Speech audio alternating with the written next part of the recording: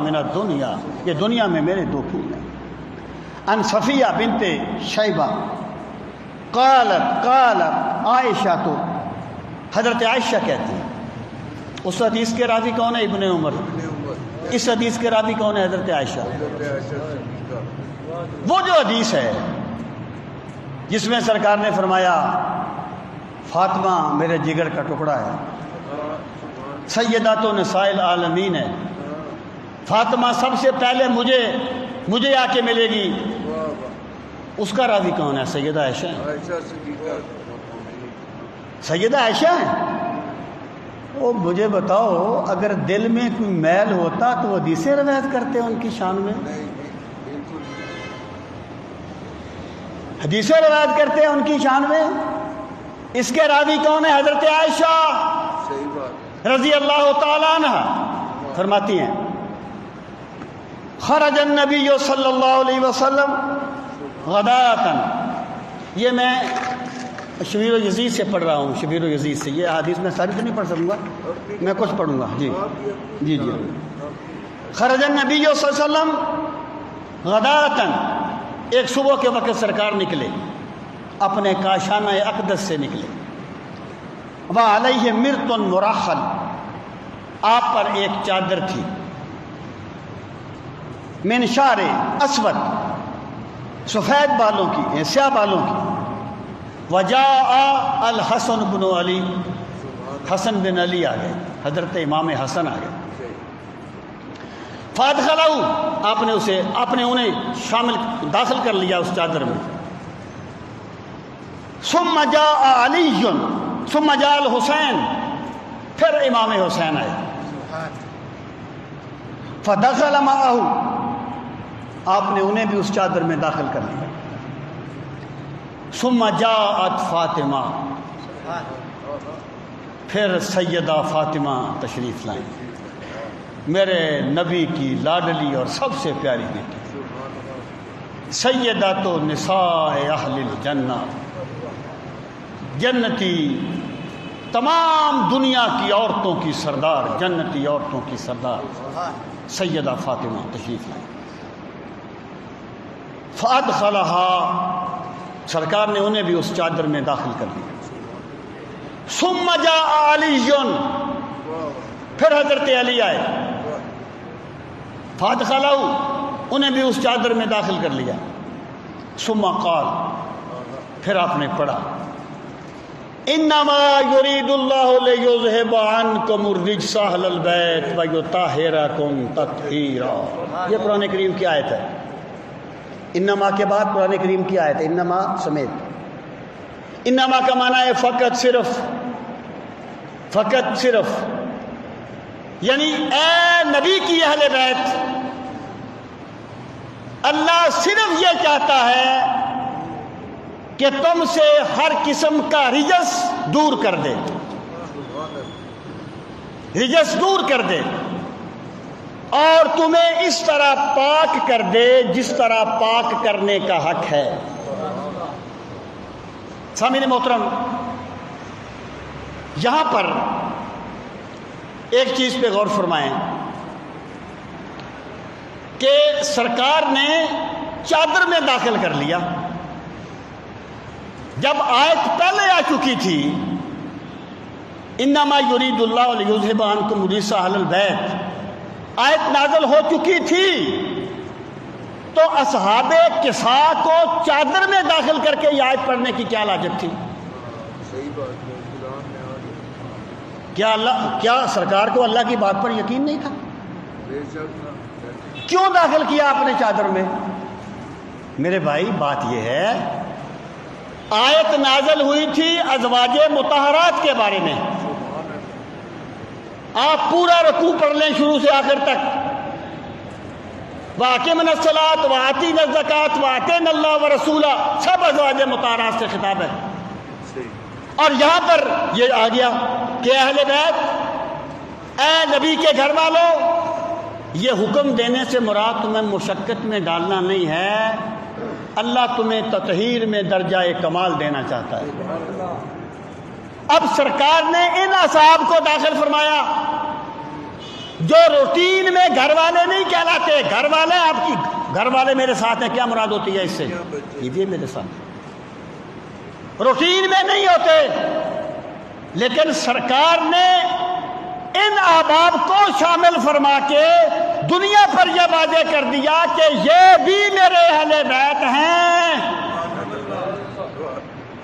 اور اللہ یہ مجھے بتائیے، انما یرید اللہ لیذھب عنکم الرجس اہل البیت، اللہ تم سے رجس کو دور کرنا چاہتا ہے۔ اگر وہ پہلے ہی معصوم تھے تو رجس سے دور کرنے کا مطلب کیا ہے؟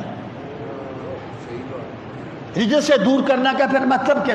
یہ تو پھر تحصیل حاصل ہو گیا۔ اب میں یہ عرض کرنا چاہتا ہوں کہ حضرت امام حسین رضی اللہ تعالیٰ عنہ، سرکار نے ان کے بارے میں، یہ احباب کے بارے میں یہ دعا مانگی، ان میں حضرت امام حسین بھی شامل ہیں۔ اور جب کوئی بندہ کوئی استدلال کرے تو وہ سوچ لے کہ یہ نبی کے اہل بیت ہیں، اور یہ اس کا تعلق محبت کے ساتھ ہے، اس کا تعلق محبت کی دنیا کے ساتھ ہے، کہ ہو نہیں سکتا کہ بندے کو ایک بندے سے محبت ہو اور وہ اس کی اولاد سے محبت نہ کرے۔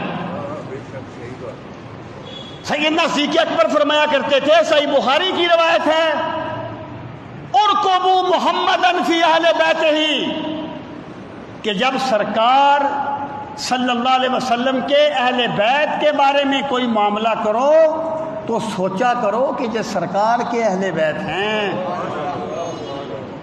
یہ سرکار کے اہل بیت ہیں۔ تو میرے بھائی، جس بندے کو رسول کریم صلی اللہ تعالیٰ علیہ وآلہ وسلم کی سچی محبت نصیب ہوگی، ہو ہی نہیں سکتا وہ اس ذات سے محبت نہ کرے جسے سرکار اپنی چادر میں لے کے کہیں کہ میرے مالک انہیں پاک کر دے، جیسے پاک کرنے کا حق ہے۔ وَطَهِّرْهُمْ تَطْهِيرًا، یہ دعا کے الفاظ بھی ایک اور روایت میں ہیں، اور وہ انہیں پاک کرنا چاہتا ہے جیسا کہ پاک کرنے کا حق ہے۔ اب سامعین محترم، یہ بات میں نے پہلے بھی کہی تھی، پھر کہہ رہا ہوں، اور اس دور میں سوشل میڈیا کی گمراہی سے اس وقت تک نہیں بچا جا سکتا جب تک بندہ ان اصولوں کو نہیں پیش نظر رکھے گا۔ اس لیے میں مسلمات چیختا رہتا ہوں کہ خدا را ان باتوں پہ ہمیں غور کر لینا چاہیے، ہمیں مسلمات سے باہر نہیں جانا چاہیے۔ مسلمات ویسے نہیں بنائے جاتے، مسلمات قرآن و سنت کے مکمل فہم کی روشنی میں بنائے جاتے ہیں۔ میں مثال دیتا ہوں، انبیاء معصوم ہیں،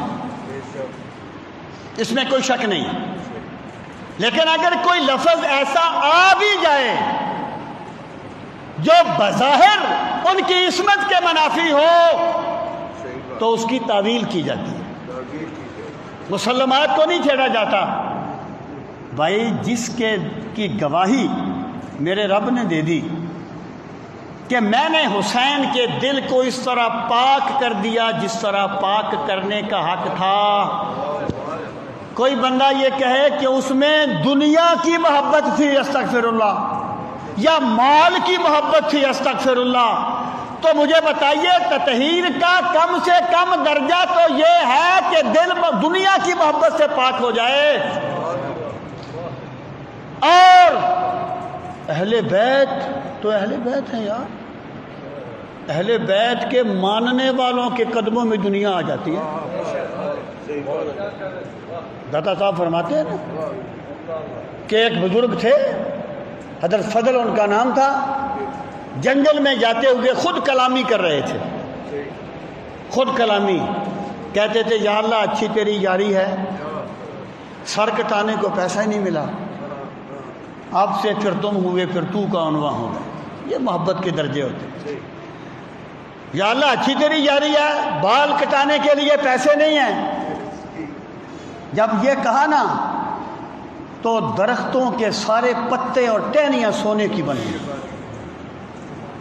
پھر مخاطب ہوئے، کہنے لگے، مالک ہم اگر بے تکلفی میں بھی کچھ عرض کر دیں تو تو جلال میں آ جاتا ہے، اور یہ شان ہے ان کے غلاموں کی، حسین کا عالم کیا ہوگا؟ تم نے یہ کب سے فرض کر لیا تھا استغفر اللہ کہ امام حسین رضی اللہ تعالیٰ عنہ کوئی دنیا کی طرف رکھنے والے تھے؟ یہ تو بطول کے بیٹے تھے۔ بطول اس کو کہتے ہیں جو ہر چیز سے کٹ کر فقط اپنے مولا کی طرف متوجہ ہو جائے۔ ابن عساکر نے لکھا ہے ایک بندہ آیا حضرت امام حسن کے پاس اور اس نے دیکھا گھر میں بڑی تنگی ہے۔ یہ جو فقر تھا نا، فقر اہل بیت کا، یہ فقر اضطراری نہیں تھا۔ وہ شعر ہے نا، سلام اس پر کہ جس کے گھر نہ سونا تھا نہ چاندی تھی، نہیں نہ چاندی تھی نہ سونا تھا، اور سلام اس پر کہ ٹوٹا بوریا جس کا بچھونا تھا۔ ہم پڑھتے تھے، مڈل کلاس میں تھے، تو ایک صاحب تھے، میرا مسلک ان کے مسلک سے مختلف تھا، تو وہ کہا کرتے تھے دیکھو لوگ یہ شعر پڑھتے ہیں، سلام اس پر کہ جس کے گھر نہ چاندی تھی نہ سونا تھا، سلام اس پر کہ ٹوٹا بوریا جس کا بچھونا تھا۔ کہتے تھے غیر مسلموں کو بتاتے ہیں کہ ہمارے نبی غریب تھے۔ تو بچپن میں تو یہ باتیں سمجھ نہیں آتی، میں سوچتا رہا یار یہ کیا چیز ہے۔ پھر جب مجھے اللہ نے کوئی دین کی شد بدھ دی تو مجھے سمجھ آئی کہ ایک فقر اختیاری ہوتا ہے، ایک فقر اضطراری ہوتا ہے۔ فقر اضطراری یہ ہے کہ بندہ چاہے کہ میرے پاس دولت آ جائے، آئے نہیں، وہ کوئی کمال نہیں ہے۔ فقر اضطراری کوئی کمال نہیں ہے، ہاں اگر وہ شکر کرے گا تو کمال بن جائے گا، وہ الگ بات ہے۔ ایک ہوتا ہے فقر اختیاری، جیسے کہ سرکار نے فرمایا کہ مجھے میرے رب نے فرمایا کہ اگر تم چاہو میرے محبوب تو پہاڑیوں کو سونے کا بنا دوں۔ میں نے عرض کی مولا نہیں، میں چاہتا ہوں مجھے اتنا دے ایک وقت میں بھوکا رہ کے صبر کروں اور دوسرے وقت میں کھا کے تیرا شکر ادا کروں۔ یہ فقر اختیاری ہے۔ اہل بیت کا فقر اضطراری نہیں تھا، اختیاری تھا۔ اقبال نے کہا تھا سما الفقر و فخری کا رہا شان امارت میں، بیاب و خال و خط و رنگ چے حاجت روئے زیبارا۔ یہ بظاہری سج دج کے ہم جیسے بندے محتاج ہوتے ہیں، جنہیں خدا عظمتیں دے دیتا ہے وہ بے نیاز ہو جاتے ہیں۔ تو حضرت امام حسن کے پاس وہ بندہ آیا، اس نے دیکھا گھر میں کچھ تنگی ہے، وہ الماس کا ایک ٹکڑا دے گیا، کہنے لگا حضور لوہے پہ لگائیں سونا ہو جائے گا۔ فرمایا رکھ دو، رکھ دیا۔ پھر آیا کئی سالوں کے بعد، پھر دیکھا وہی حالت ہے، کہنے لگا میں سونے کا ایک ٹکڑا دے گیا تھا، میں پارس کا ایک ٹکڑا دے گیا تھا۔ امام حسن اس کی ساری بات سمجھ گئے۔ آپ نے جلال میں آ کے اپنا پاؤں مبارک سین میں مارا، سارا سین سونے کا بن گیا۔ فرمایا تم کیا سمجھتے ہو، ہمارے پاس یہ چیزیں آتی نہیں ہیں، یہ فقر تو ہمارے نبی کی سنت ہے، ورثہ ہے جو ہمیں ملا ہے۔ تو سامعین محترم، یہ جو تطہیر کی شان کے حامل ہیں نا، کسی بھی استدلال سے ان پر دنیا داری کا بہتان لگانا میرے رب کے اعلان کے منافی ہے اور میرے مصطفیٰ کے اعلان کے منافی ہے۔ اللہ اکبر۔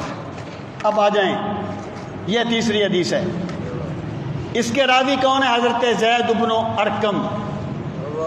یہ بھی ان 5 میں سے نہیں ہیں جو ان کے نزدیک ثابت رہے تھے، یہ بھی اور ہیں۔ حضرت زید بن ارقم رضی اللہ تعالیٰ عنہ، وہ اس کے راوی کہتے ہیں رسول کریم صلی اللہ علیہ وسلم نے فرمایا انی تارکم فیکم ما